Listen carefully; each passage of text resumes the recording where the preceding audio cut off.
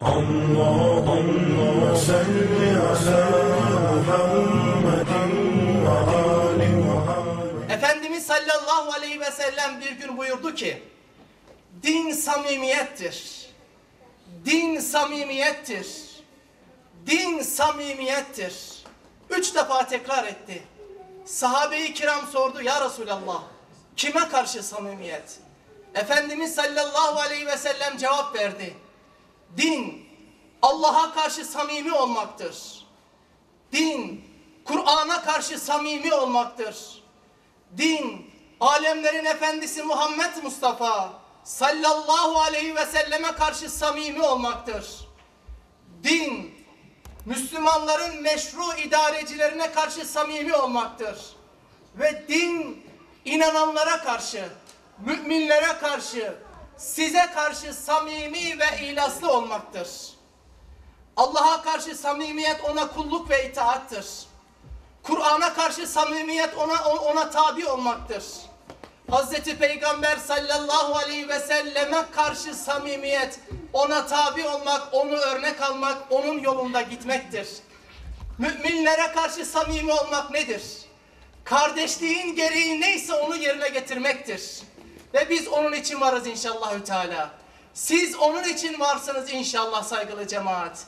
Kardeşliğimiz neyi gerektiriyorsa, en zor zamanda, en hıin zamanda, başımızın ve başınızın yere eğilebileceği günlerde terk etmemektir. Ve biz elhamdülillah Başkanımız Sayın Mehmet Görmez beni aradı. Önce selamlarını iletti ve şunu söyledi. Bu zor zamanda kardeşlerimizi terk etmiyoruz. Bu zor zamanda biz onlarla beraberiz. Ve Rabbim inşallahü teala وَلَا تَهِنُوا وَلَا تَحْسَنُوا وَاَنْتُمُ الْاَعْلَمْنَ اِنْ كُنْتُمْ مُؤْمِنِينَ. Üzülmeye gerek yoktur, Kur'an böyle söylüyor. Hüzünlenmeye gerek yoktur, Kur'an böyle söylüyor.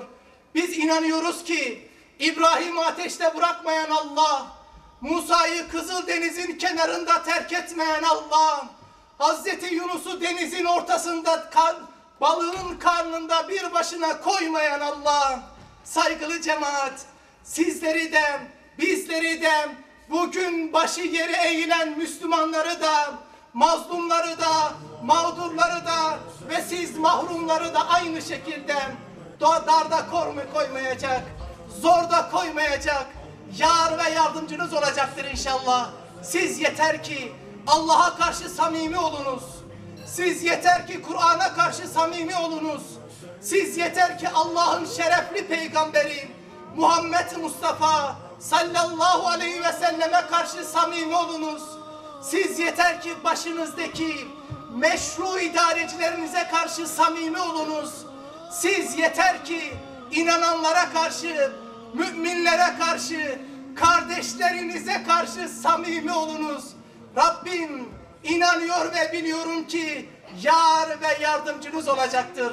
Allah başınızı eğdirmesin.